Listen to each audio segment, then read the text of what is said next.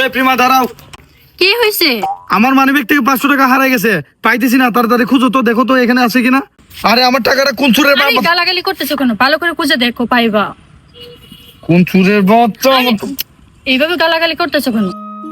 আরে এটা তো স্বাভাবিক, চুরির কি পেট নাই? চুরি তো চুরি করতেই পারে, তাই জন্য কি গালাগালি করবা তুমি? আরে তুমি এরকম করতেছো কেন? তুমি তো আমার গার্লফ্রেন্ড, তুমিও চুরকে গালি দাও, গালি দাও। আরে আমার কথাটা বোঝার চেষ্টা করো, আরে টাকা। আমার কথা শোনো, দেখি এদিকে তাকাও। আচ্ছা কি হয়েছে তুমি বলো তো। আচ্ছা তুমি এইভাবে গালাগালি করতেছো কেন? হ্যাঁ তুমি বলো, এইভাবে গালাগালি করে কি ঠিক? হ্যাঁ চুরের তো পেট আছে, চুরে তো চুরি করতেই পারে। চোর কখন চুরি করে? চোর যখন অভাবে পড়ে তখন চুরি করে।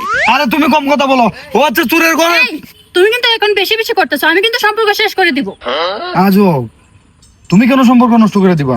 তুমি চুপ থাকো বুঝছো, চুরকে আমি গালি দিছি, এখন থেকে আরো বেশি গালি দেবো চুরের ঘরে। এই থামো, এই নাও তোমার 200 টাকা, আর 300 টাকা আমি খরচ করে ফেলছি।